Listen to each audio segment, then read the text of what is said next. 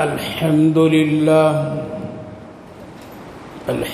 لله نحمده ونستعينه ونستغفره ونؤمن به ونتوكل عليه ونعوذ بالله من شرور أنفسنا ومن سيئات أعمالنا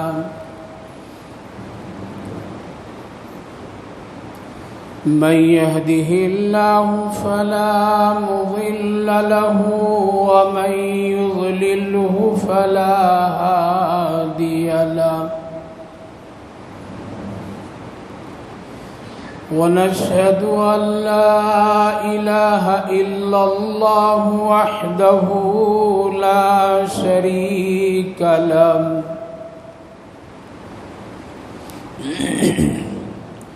ونشهد أن سيدنا ونبينا وحبيبنا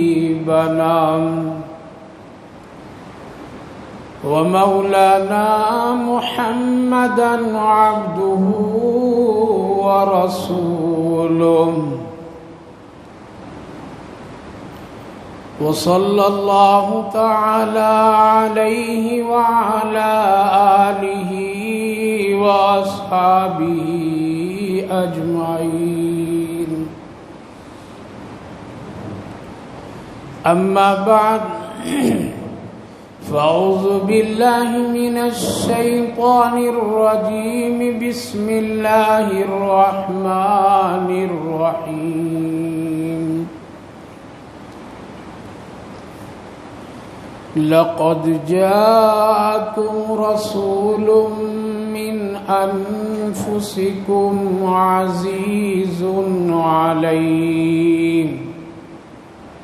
عليه ما عنتم حريص عليكم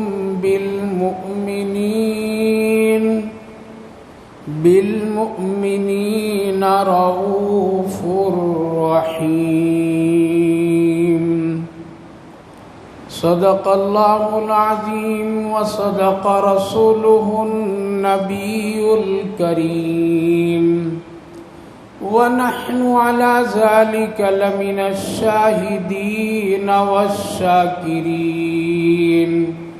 والحمد لله رب العالمين. قابل قدر بزرگوں اور دوستو، اللہ رب العالمین کا شکر، اس کا احسان، اس کا کرم، اللہ کی بڑی بڑی مہربانیاں اور فضل ہم سب پر کہ اللہ تعالیٰ نے جمعہ کا بابرکت دین میں خاص اور اہم عبادت نماز جمعہ ادا کرنے کی غرض سے ہم سب کو اپنے گھر میں آنے کی توفیق مرحمت فرمائی ہے. اللہ تعالیٰ قبول فرمائے، آخرت کے لیے نجات کا ذریعہ بنائے. جو باتیں دین کی کہی جائے، سنی جائے، ہم سب کو عمل کی توفیق نصیب فرمائے. بھائی اور بزرگوں، آج اس دنیا میں ہم ایمان والوں کے لیے اگر کوئی نعمت سب سے بڑی ہے اور سب سے اچھی ہے اور سب سے اعلیٰ اور افضل ہے، تو وہ نعمت ہم سب کے آقا حضرت محمد عربی صلی اللہ علیہ وسلم کی پاکیزہ زندگی، آپ کی سیرت. کیونکہ اللہ رب العالمین کے نزدیک اس سے باکمال ہستی اور کوئی بھی نہیں.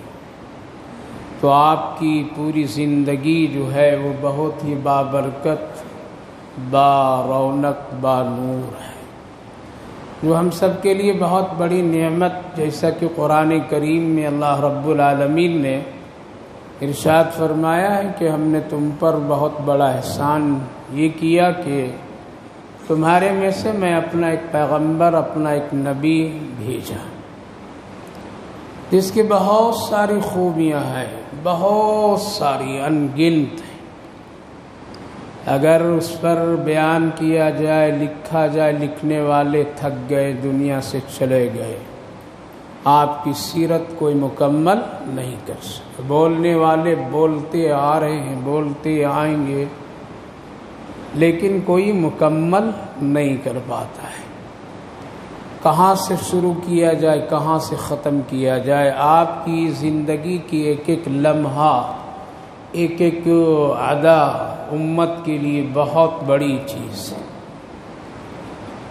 ہزاروں اور انگنت نبی اکرم صلی اللہ علیہ وسلم کی خوبیوں میں دو خوبی کا اس میں تذکرہ کرنا چاہتا ہوں۔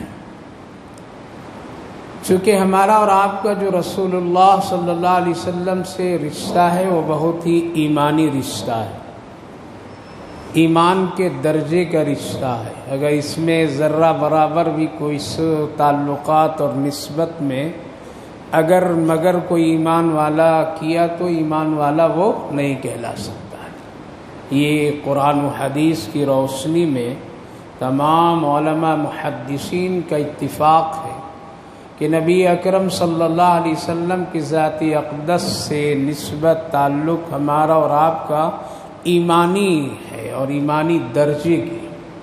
اگر اس تعلقات میں کوئی اگر مگر ایسا ویسا اتنا اتنا کیا اور اس کی کوئی شکل و صورت بدل دی تو وہ ایمان والا نہیں ہو سکتا۔ حضرت امیر المومنین عمر فاروق رضی اللہ عنہ کا وہ واقعہ بہت ہی مشہور ہے کہ جب سے آپ سے آقا کریم صلی اللہ علیہ وسلم نے پوچھا تھا، عمر تو مجھ سے کتنی محبت کرتے ہو؟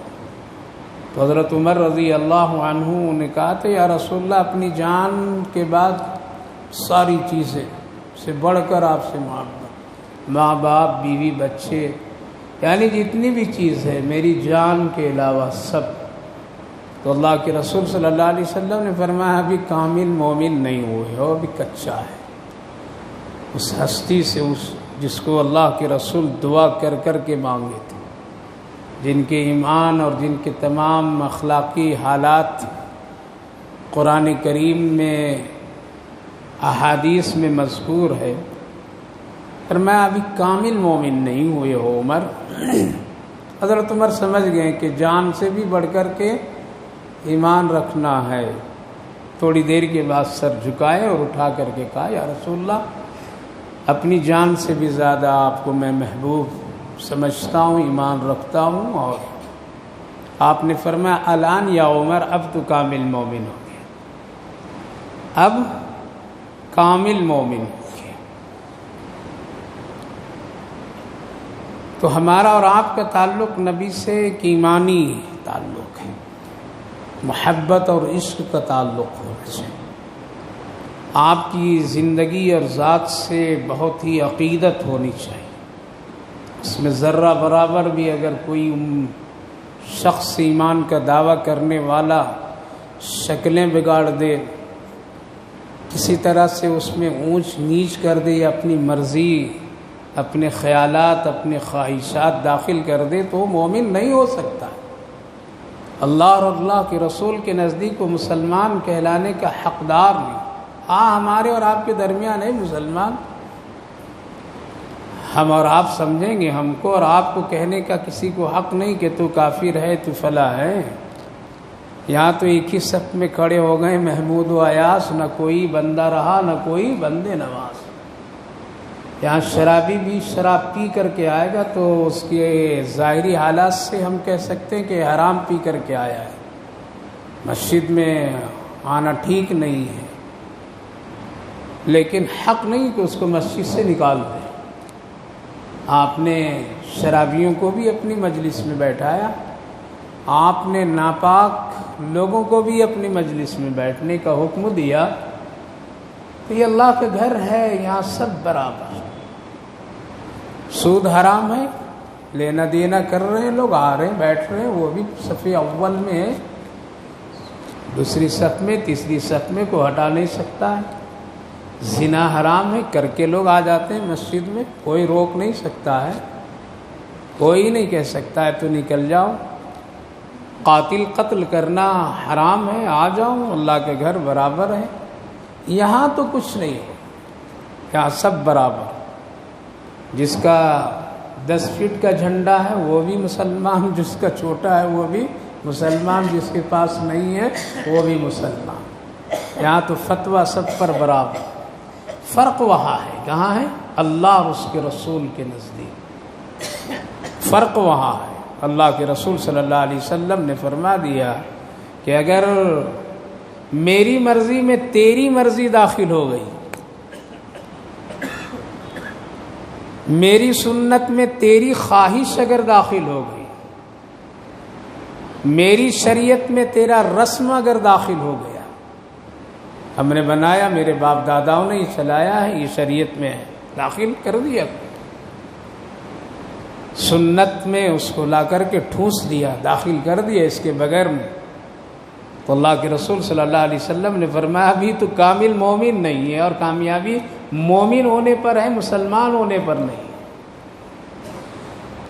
تو حاصل یہ میرے بھائیو بزرگوں، نبی اکرم صلی اللہ علیہ وسلم سے امت کا ایک تعلق ایمانی، عقیدت و محبت تمام چیزوں سے بڑھ کر کے ہونی چاہیے۔ کیوں؟ نبی اکرم صلی اللہ علیہ وسلم نے ہم سب کے لیے سب کچھ کیے ہیں، سب کچھ کیے، وہ کام کر کے گئے اللہ کے رسول صلی اللہ علیہ وسلم جو دنیا میں کوئی بھی نہیں کر سکتا، اپنے والد بھی نہیں کر سکتے، ماں بھی نہیں کر سکتی، یہ بھائی بھی نہیں کر سکتے، اپنے قریبی خونی رشتے دار بھی نہیں کر سکتے ہیں، اپنی بیوی بھی نہیں کر سکتی، کوئی نہیں۔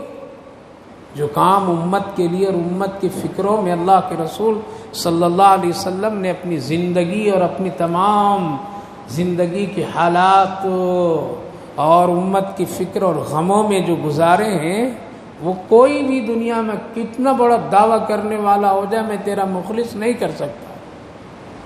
اسی لیے قرآن کریم میں اللہ رب العالمین نے نبی اکرم صلی اللہ علیہ وسلم کی 2 خوبی کو بہت ہی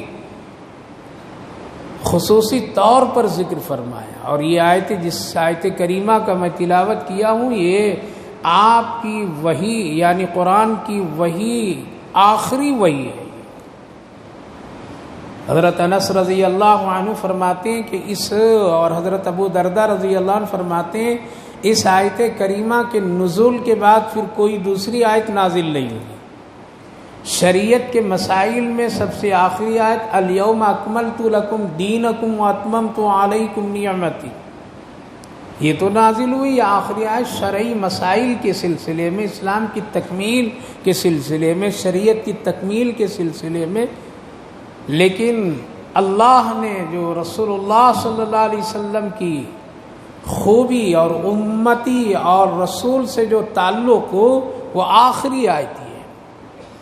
اللہ نے فرمایا لقد جاءکم رسول من انفسکم عزیز علیہ ما عنتم حریص علیکم بالمؤمنین رؤوف الرحیم۔ 2 باتیں سنیے، اللہ فرمایا ہم نے تمہاری ہی میں سے ایک رسول بھیجا، یعنی انسانوں میں سے بھیجا، فرشتوں میں سے نہیں بھیجا، کیونکہ فرشتوں میں اگر نبی بنا کر کے ہم بھیج دیتے تو تمہارا اور تمہارے مسائل، تمہاری زندگی صحیح نہیں ہوتی، تمہیں کھانا پینا سونا جاگنا چلنا پھرنا تجارت نکاح شادی کچھ بھی تم کو سمجھ میں نہیں آتا، اس لیے کہ فرشتے ان چیزوں کو نہیں کرتے، ان کو بھوک نہیں لگتی، پیاس نہیں لگتی، ان کو بیوی بچوں کو تقاضا نہیں ہے، اور انسانوں تمہیں یہ ساری چیزوں کے تقاضے آئیں گے تو تم پریشان پھر ہوگے کہ ہم کن کے طریقے پر کھانا کھائیں، چل چل کر کے کھائیں، بیٹھ کر کے کھائیں، کھڑے ہو کر کے کھائیں، کیسے لیٹیں، کیسے نکاح کریں،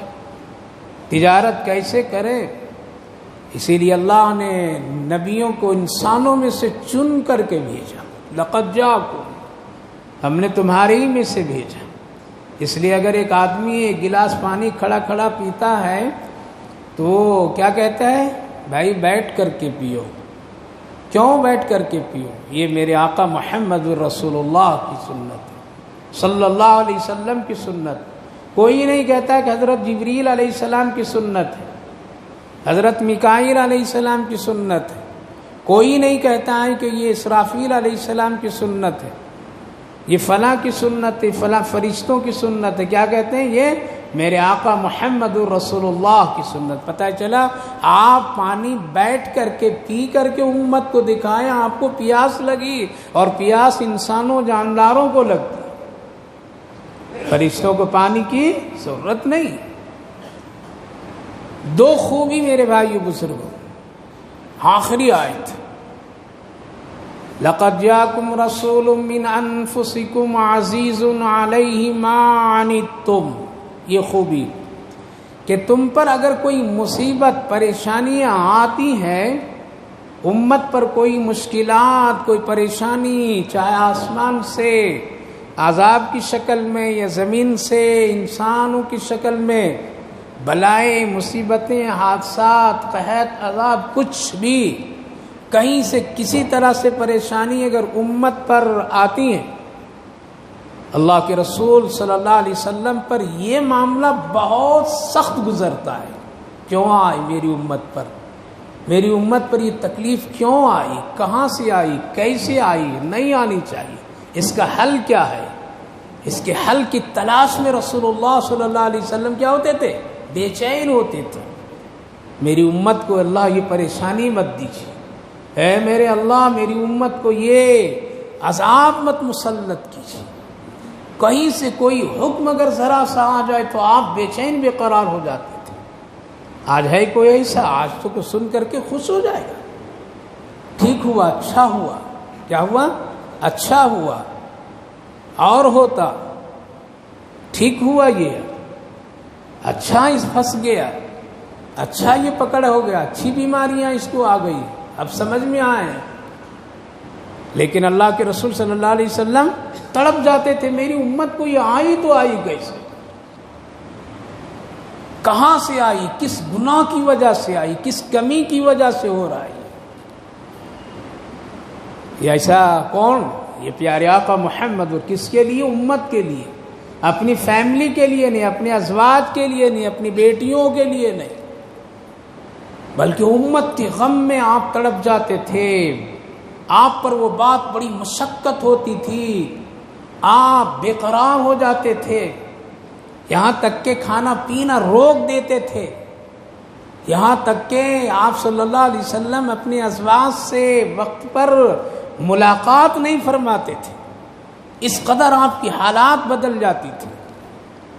حضرت جبریل علیہ السلام جب ایک موقع پر تشریف لائے اور پوچھا اللہ کے رسول صلی اللہ علیہ وسلم، جبریل بہت دیر میں آیا کرتے ہو، ذرا جلدی جلدی آیا کرو. وما نتنزل علی، سورہ مریم میں سوال کی اللہ کے رسول صلی اللہ علیہ وسلم، اتنی دیر کیوں کیا کرتے ہو؟ جلدی جلدی آیا کرو، سنائے کرو، ملاقات ہوتی رہے. حضرت جبریل علیہ السلام نے کہا کہ یا رسول اللہ، میں اپنی مرضی سے نہیں آتا ہوں، اللہ کے حکم سے آتا ہوں، میری مرضی کچھ بھی نہیں چلتی، جب حکم ہوتا ہے تو میں آتا ہوں. آج کہاں سے آ رہے ہو؟ آج ذرا جہنم کے حالات کو دیکھ کر کے جائزہ لے کر کے آ رہا ہو. کیا ہے جہنم میں؟ کیسا ہے؟ کیا حال ہے وہاں کا؟ آپ پوچھتے جا رہے ہیں. ترتیب سے حضرت جبریل علیہ السلام بتاتے جا رہے ہیں، یہ اس طرح کا عذاب، یہ اس طرح کا عذاب، یہ اس طرح کا عذاب، یہ خون کا عذاب، یہ پیپ کا عذاب، یہ آگ کا عذاب، یہ آگ کا کنواں، یہ خون کا کنواں، یہ فلاں کا کنواں. یہاں فرشتے ایسے ہوں گے، یہاں اس طرح مار پڑے گی، یہاں اس طرح جلائے جائیں گے، یہاں اس طرح کے حالات پیش آئیں گے. یا رسول آپ صلی اللہ علیہ وسلم بغور سنتے گئے اور آخر میں پوچھیں، کیا میری امت بھی اس میں مبتلا ہوئی؟ کیا میری امت بھی اس جہنم کے عذاب میں داخل ہوگی؟ کیا اللہ ان کو بھی اس میں ڈالے گا، داخل کر دے گا؟ حضرت جبریل علیہ السلام نے فرمایا، ہاں ہاں. کہا یا رسول اللہ، آپ کی امت کا ایک بڑا طبقہ ہوگا اس میں. کیوں؟ سب سے بڑی امت اور سب سے بڑی امت کی جماعت اور تعداد کس کی ہے؟ ہم سب کے آقا محمد رسول اللہ صلی اللہ علیہ وسلم. اس لیے آپ قیامت تک آنے والے، قیامت تک کے لیے آپ نبی ہیں، تو جتنی امتیں آئیں گی سب آپ کی امت کہلائیں گی، جتنے لوگ انسان آئیں گے سب آپ کی امت کہلائیں گی۔ اسی لیے اللہ کے رسول صلی اللہ علیہ وسلم نے ارشاد فرمایا جنت میں جب دسترخوان لگے گا تو سب سے بڑا دسترخوان کس کا ہوگا؟ میرا دسترخوان ہوگا، اس لیے میری امت کی تعداد سارے نبیوں کی امت سے زیادہ، مجھے بڑا فخر ہوگا، مجھے بڑا فخر ہوگا۔ آپ سنیں، آپ اٹھ گئے، چہرے میں ایک تبدیلی آئی، رنگ پھیکا ہو گیا، آپ کے اندر میں ایک عجیب سی بے قراری ہو گئی۔ حضرت ام المومنین عائشہ صدیقہ رضی اللہ عنہا فرماتی ہیں یہ حالات مجھ سے دیکھا نہیں جا رہا تھا، نبی پاک علیہ الصلوۃ والسلام کھانے پینے سے بھی آپ کنارہ کش ہو گئے، بہت پوچھنے پر بھی آپ جواب نہیں دیتے تھے، بہت میں پوچھتی رہی تب کہا کہ جبریل علیہ السلام آئے تھے اور جہنم کے حالات سنائے، میرے امت کے بارے میں بتلائیے، یہ عذاب، یہ فلاں فلاں فلاں۔ اے عائشہ میں اس سے بڑا دکھی ہوں، میں اب اپنی امت کے لیے بخشش کی دعائیں آج سے کرنا شروع کر دوں، رات رات بھر دعا، رات رات بھر دعا، رات رات بھر دعا۔ حدیث پاک میں ایک موقع پر آپ گھر سے نکل گئے، 3 دن تک کے صحابہ سے آپ ملاقات نہیں کیے۔ کیا فرمایا اللہ نے؟ تمہارے نبی جو میں بنا کر کے، جس نبی کو تم کو امت بنایا ہوں، جس نبی کا، جس رسول کا، وہ معلوم کون ہے، وہ کیسے ہیں، کیسا بنایا ہوں، تیری ہر ایک تکلیف پر وہ تڑپ جاتے تھے، مانی تم ان کے دلوں پر بڑی مشقت اور بوجھ۔ آج ہے کوئی تڑپنے والا؟ آج کو ہے؟ کوئی بھی نہیں ہے، ڈھونڈیے مخلصین کو، کوئی نہیں۔ اگر کوئی روحانی اعتبار سے بھی کہے کہ میں تیرا پیر، تو وہ بھی کچھ نہ کچھ مطلب کے دریا میں بہتا ہوا نظر آئے۔ آج مخلصین کی جماعت نہ کے برابر ہے، ایسا درد رکھنے والا کوئی نہیں ملے گا آپ کو، ڈھونڈیے مشرق سے مغرب تک۔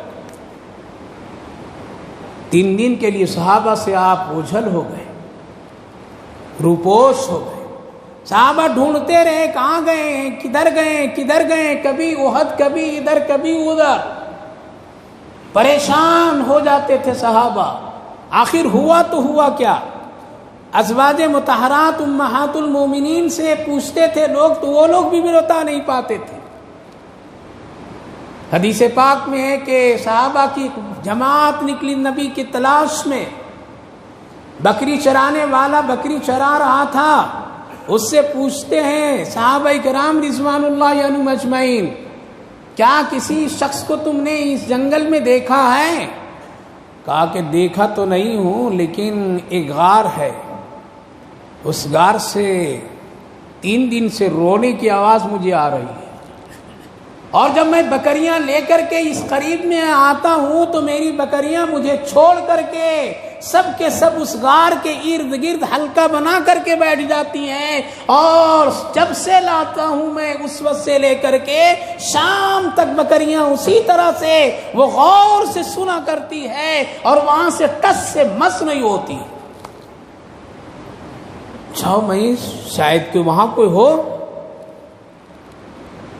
بلکہ بکریوں کو بھی اتنا احساس تھا پیارے آقا محمد الرسول اللہ رو رہے ہیں، کھاتے پیتے موج و مستی کرنے والے، ہم جیسے امت کہلانے والے، اللہ اکبر، ذرا سا احساس نہیں، رونا نہیں، تڑپنا نہیں۔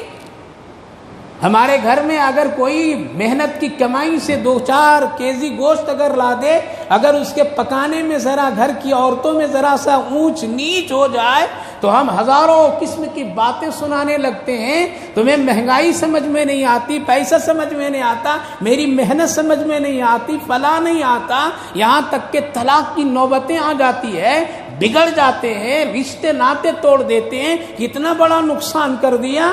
لیکن ہمارے گھر کی عورتیں، بچے، سارے مرد مل کر کے جہاں پر میں رسول اللہ صلی اللہ علیہ وسلم کا مہینے ہفتے جہاں تذکرہ نہ ہو، کبھی ہماری آنکھ سے ایک آنسو کا قطرہ بھی ڈھلتا نہیں۔ جاؤ دیکھو، شاید کہ اسی جگہ پر ہو کوئی آدمی، صحابہ گئے تو دیکھیں کہ رو رہے ہیں رسول اللہ صلی اللہ علیہ وسلم، اے میرے اللہ میری امت کو جہنم سے بچا لیجئے، نجات دے دیجئے۔ آپ کے جبریل آ کر کے مجھے بتائیں، اے اللہ بخش دیجئے۔ بس یہی رونا، یہی تڑپنا۔ آج ہے کوئی 4 دن صرف فاتحہ پڑھ کر کے آرام سے حصے داری کی وراثت میں لگ جائیں گے، پھر سارے کے سارے لوگ بھول جائیں گے۔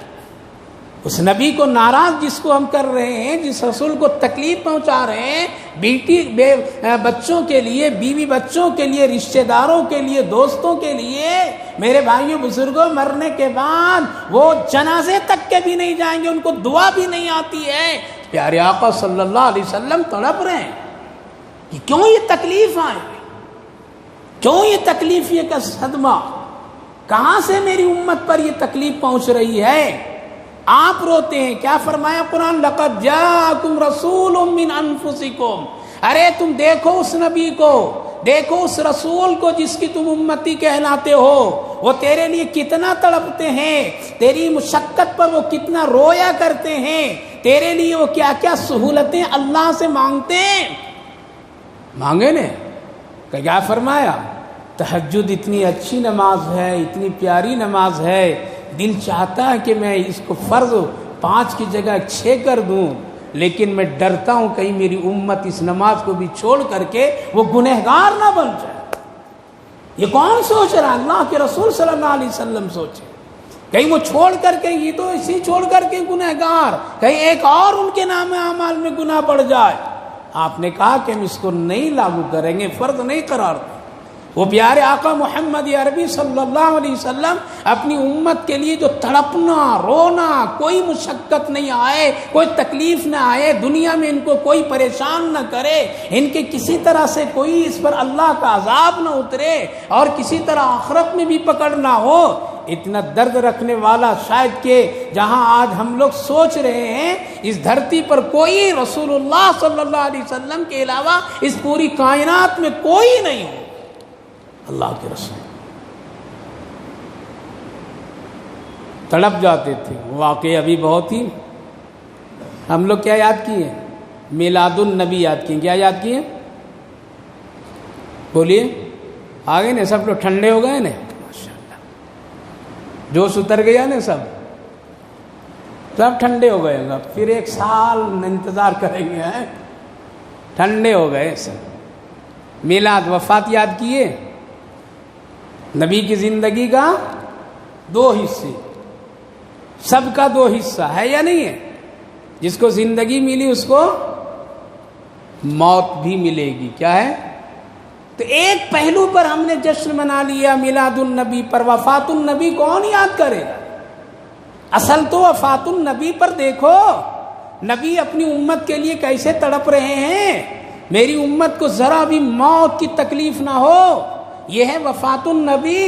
میرے امت پر ذرا بھی موت کا جھٹکا سخت نہ لگے، باپ بھی نہیں برداشت کر سکتا ہے، بیوی بچے بھی نہیں کوئی مدد کر سکتے ہیں، دوست احباب بھی کوئی نہیں ساتھ دے سکتے، لیکن کیا فرمایا؟ لقد جاءکم رسول من انفسکم، تمہارا نبی یعنی جس کو میں نبی بنا کر کے بھیجا ہوں، رسول بنا کر کے بھیجا ہوں، اے لوگوں تیرے لیے وہ بہت تڑپتے ہیں، درد رکھتے ہیں، فکر رکھتے ہیں، تمہارے اوپر کوئی کہیں سے اگر ذرہ برابر بھی مشقت کی کوئی خبر ان کو مل جائے تو پھر اپنے آپ کو وہ تیرے لیے سب کچھ قربان کر دیتے ہیں۔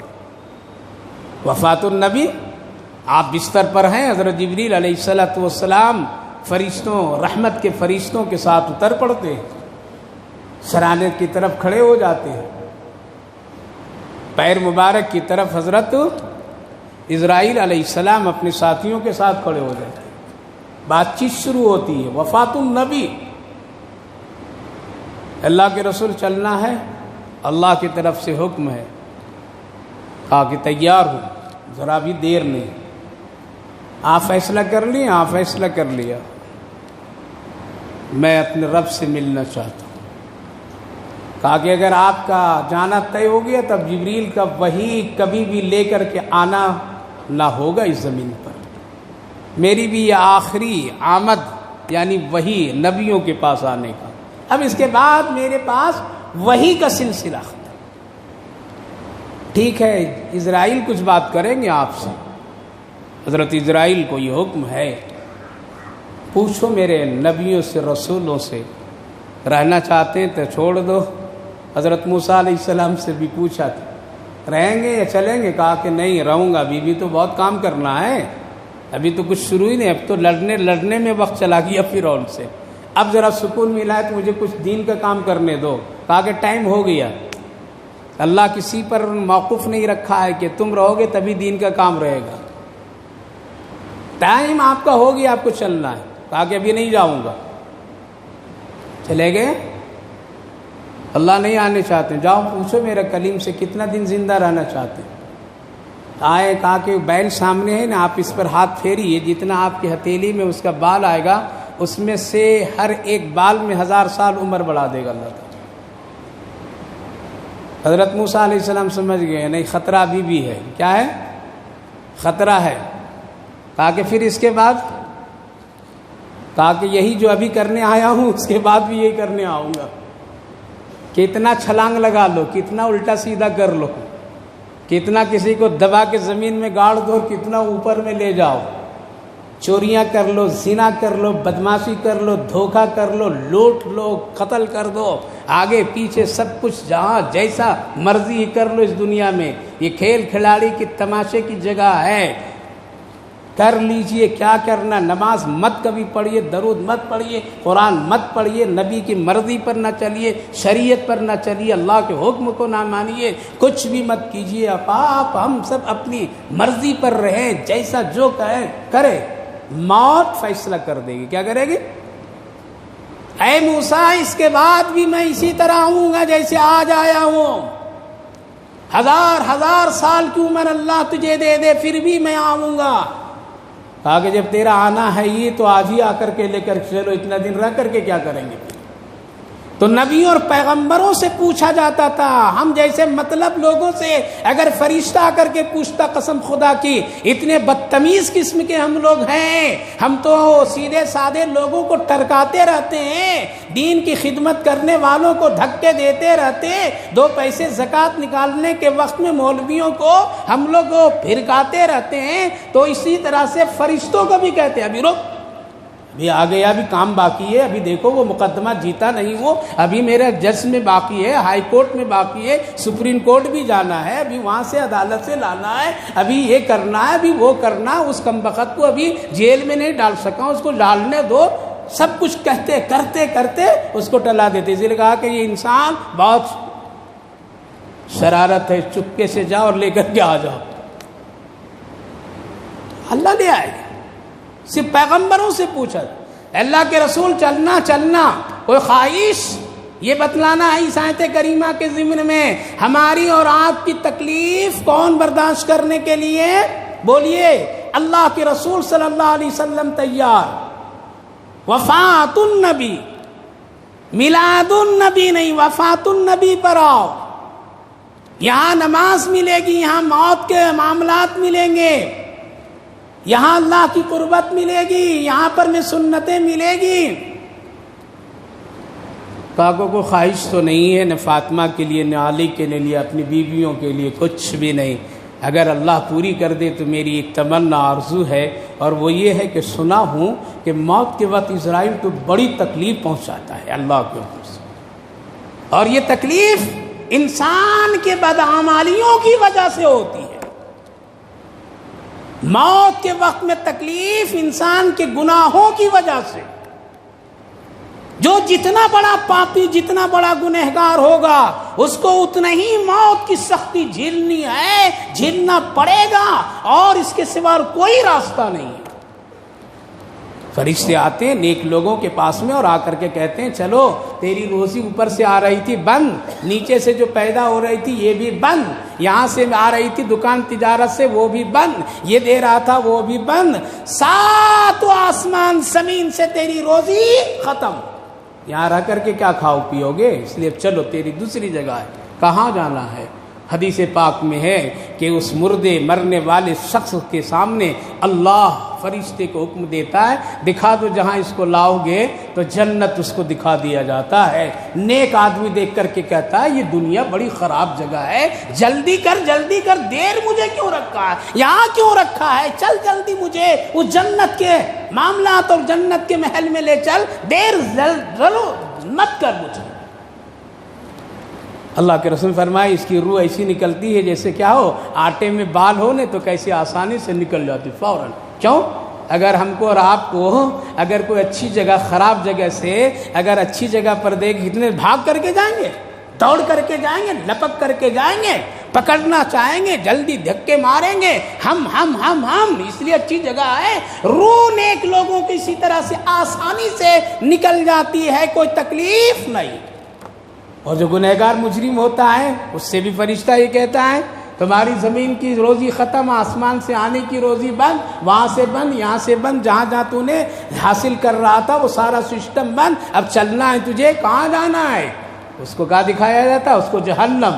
اب جہنم دیکھتا ہے تو بڑے بڑے اژدہا، سانپ، بچھو، آگ، فلاں فلاں فلاں فلاں، کہتا ہے کہ یہاں نہیں جاؤں گا میں، اس سے تو اچھی یہ دنیا ہے، مجھے یہیں رہنے دو۔ اب اس کی روح کبھی پسلیوں میں گھستی ہے، کبھی ادھر گھستی ہے، کبھی سر میں جاتی ہے، کبھی کہیں جاتی ہے، کبھی ادھر چھپتی ہے، کبھی ادھر چھپتی ہے۔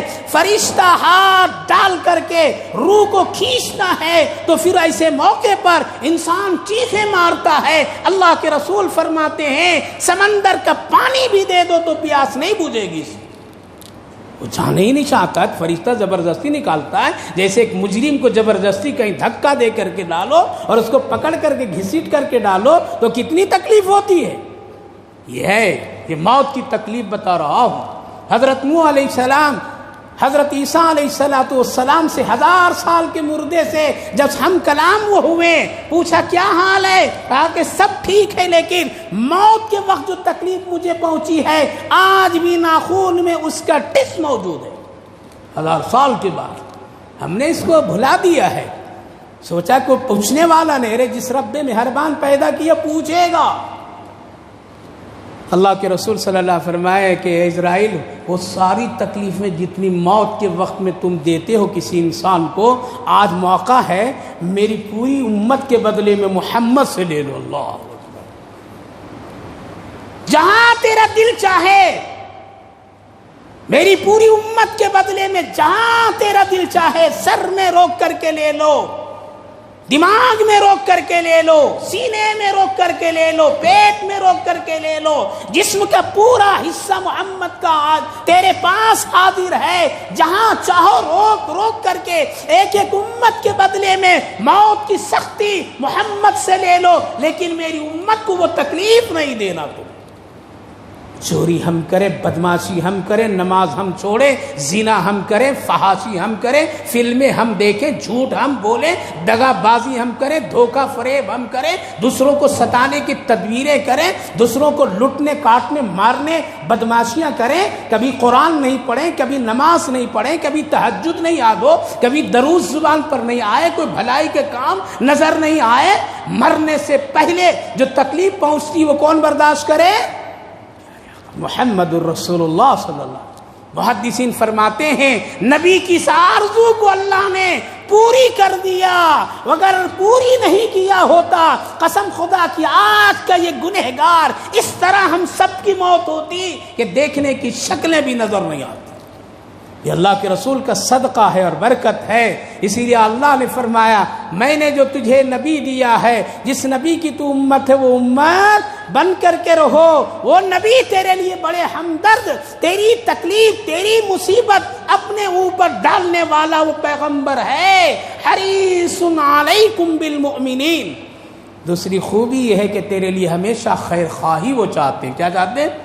میری امت کو بھلائی پہنچے، میری امت کو کس راستے سے اچھائی ہو، میری امت کو کس راستے سے اس کو بھلا ہو، میری امت کو کس راستے سے اس کو اللہ اور اس کے رسول کی زندگی مل جائے، کہاں سے اس کو کامیابی ملے، میری امت کیسے خوش رہے، اس کی نیکیاں کیسے بڑھے۔ اسی لیے جگہ جگہ فرمایا میری سنت پر عمل کر، 1 نیکی 2 نیکی 4 نیکی 5 نیکی، اتنا نیکی اتنا نیکی۔ یہ کون کیا؟ یہ پیارے آقا محمد الرسول اللہ حریص تیرے لیے بڑے خیر خواہ. حریص کہتے ہیں کہ ہمیشہ تڑپنا خیر خواہی کے لیے. جس طرح سے ایک حریص انسان جب ہوتا ہے مال جمع کرنے کے لیے کہاں کہاں کا راستہ اختیار کرتا ہے، یہ حریص جب نبی کے طرف جملہ استعمال کیا گیا اس کے مطلب مفسرین لکھتے ہیں کہ اپنی امت کی خیر خواہی کے لیے اللہ کے رسول ہر عمل کو قبول کرتے تھے.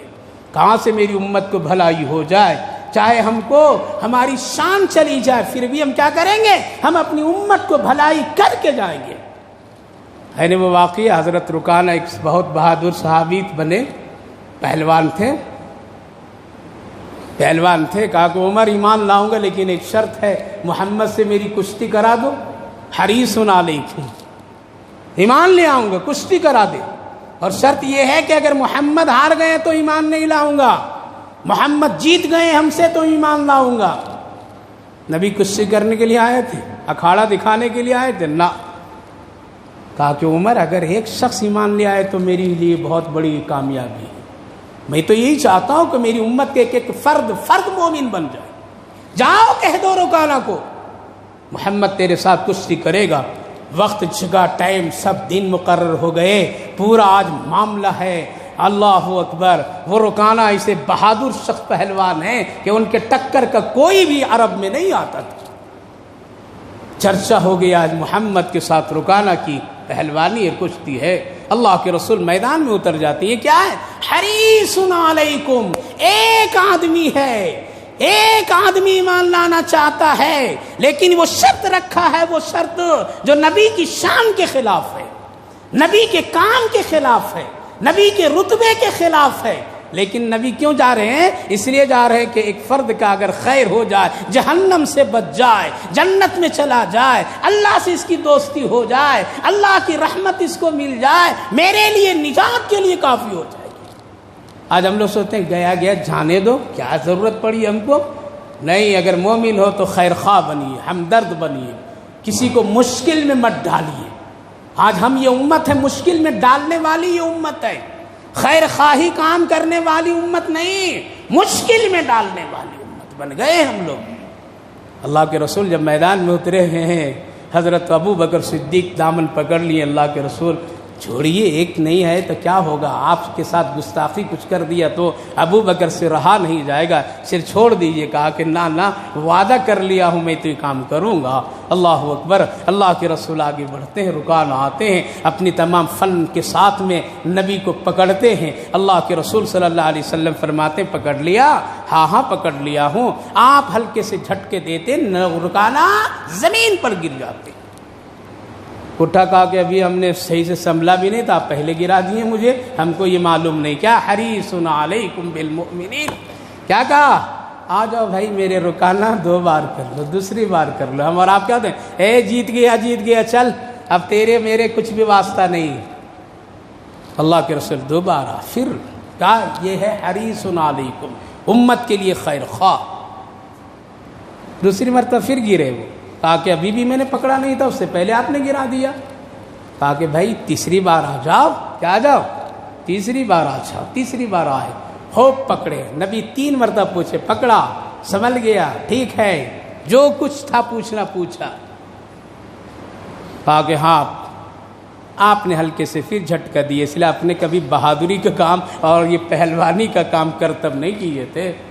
ہلکے سے جھٹکے میں رکانہ جیسا بہادر شخص زمین پر گرتا ہے اور اٹھ کر کہتا ہے لوگوں دیکھنے والوں، محمد نہیں گرا رہا ہے، محمد کا خدا مجھے گرا رہا ہے. جس طرح سے میں نے محمد کو وہاں سے لا کر کے میدان میں ان کی شان کے خلاف اتارا ہے، آج میرا حق یہ ہے کہ تم سب کے سامنے کلمہ شہادت ان کے ہاتھ پڑھ کر کے اسلام میں داخل ہوتا ہوں. یہ کیا ہے؟ حریص علیکم. تڑپ جاتے تھے کہ کس طرح سے یہ کلمہ پڑھنے والا ہو جائے. ہم اور آپ حریص نہیں ہیں، دنیا کا حریص ہے ہم لوگ، مال کا حریص ہے ہم لوگ، بازاری حریص ہیں ہم لوگ، ایمان کے حریص نہیں ہیں. بیوی بے نمازی فکر نہیں، بیٹا بے نمازی فکر نہیں، بھائی بے نمازی فکر نہیں، باپ بے نمازی فکر نہیں، دوست بے نمازی فکر نہیں. جا جہنم میں چلا جائے، ہمیں اس سے کیا مطلب ہے؟ میرے بھائی بزرگوں، حریص علیکم بالمؤمنین، اے لوگوں تیرا پیغمبر، تیرا رسول جس کا امت تم ہو، امتی کہلاتے ہو، وہ تیرے لیے خیر خواہ، ہمدرد ہے، ہمدرد ہے۔ آخری بات اتنی، یہ تو دنیا کی بات کر کے رسول اللہ گئے ہیں، اور آخرت میں جب ساری جہنمیوں کی حالت جبریل سنائیں گے تو اپنے مقام محمود سے نیچے آ کر کے سجدے میں سر رکھیں گے، روئیں گے، گڑ گڑائیں گے، تڑپیں گے، اور پھر اللہ فرمائے گا میرے محمد مانگ کیا مانگنا ہے، حریص علیکم بالمؤمنین، آخرت کے اعتبار سے بھی وہاں امت کی فکر، اے اللہ کچھ بھی نہیں، میری امت سنا ہے، جبریل بتا کر کے گئے ہیں، وہ لوگ بڑے تکلیف میں جہنم میں ہیں، میرا نام لینے والے، کلمہ پڑھنے والے، محمد کی خواہش ہے ان کو جہنم سے نکال کر کے جنت۔ کیا فرمائے گا اللہ، اے میرے محبوب، صرف کلمہ ہی والے نہیں، جس کا نام محمد رحمت ہے اس کو بھی جہنم سے نکال دیتا ہوں آج۔ پیارا نام کیا ہے؟ سب سے پیارا نام محمد رحمت، سب سے پیارا نام، اسی لیے آج دنیا کا ریسرچ کرنے والے کہتے ہیں سب سے زیادہ پیارا نام اور رکھنے والے محمد رحمت ہے۔ اللہ فرمائے گا نکالو سب کو۔ یہ کیا؟ حریص علیکم، اپنی بیوی بچوں کے لیے نہیں، کس کے لیے؟ ایسے رسول، ایسے پیغمبر کو ہم لوگوں نے کھانے میں بھلا دیا، کپڑا پہننے میں بھلا دیا، تجارت میں بھلا دیا، شادی بیاہ میں بھلا دیا، دوست یاری میں بھلا دیا، موج و مستی میں بھلا دیا، خوشیوں میں غموں میں بھلا دیا، موت حیات کی زندگی میں بھلا دیا، کہیں کوئی تذکرہ نہیں، کہیں کوئی یاد نہیں۔ اس لیے میرے بھائیوں، بزرگوں، جوانوں، اس پیغمبر سے محبت کرو۔ کیا کرو؟ محبت کرو، اسی میں نجات ہے۔ ہمدرد بنو، یہ دو خوبیاں اپنا لیجئے، قسم خدا کے پیارے آقا میدان محشر میں ڈھونڈ کر کے حوض کوثر پر بلا لیں گے۔ وہ دو خوبیاں یہ ہے، آپ نبی کی امتی کے ساتھ میں ہمدرد بن کر کے زندگی گزاریے، سر درد بن ملا، ایک ہے ہمدرد اور ایک ہے سر درد۔ کیا بنیں گے؟ یہ اوپر سے یہاں سے نکلتا ہے، دل سے جب تک نہیں نکلے گا بنو گے نہیں۔ سر درد مت بنیے، کیا بنیے؟ بولو نا زور سے، ہمدرد بنیے۔ کوئی آپ کو سر درد بننے والا بنائے اور کہے کہ بن جا کہو گے نہ بنوں گا، اس لیے قبر میں سونا ہے مجھے سکون سے، اگر وہاں بھی سر میں درد آ گیا تو مشکل، اس لیے کیا بنو؟ ہمدرد بنو۔ کیا بنو؟ اور دوسرا خیر خواہ بنو۔ کیا بنو؟ خیر خواہ بنو۔ خیر خواہ، یہ دو کام، نبی کی صفت، دو خوبی اپنا لو کہ ہم ہمدرد بن کر کے زندگی گزاریں گے، سر درد بن کر کے نہیں گزاریں گے، ہم خیر خواہ بن کر کے زندگی گزاریں گے، بدخواہ بن کر کے نہیں گزاریں گے۔ قسم خدا کی تم سے بڑا ولی کوئی دنیا میں نہیں ہوگا، اور اگر یہ درد والا بنو گے اور بدخواہ بنو گے تو یہ شیطان کا کام ہے، یہ ایمان والے کا کام نہیں ہے۔ اللہ ہم سب کو پیارے آقا کی محبت اور عشق اور اللہ کے رسول سے سچی عقیدت و محبت عطا فرمائے۔ دنیا میں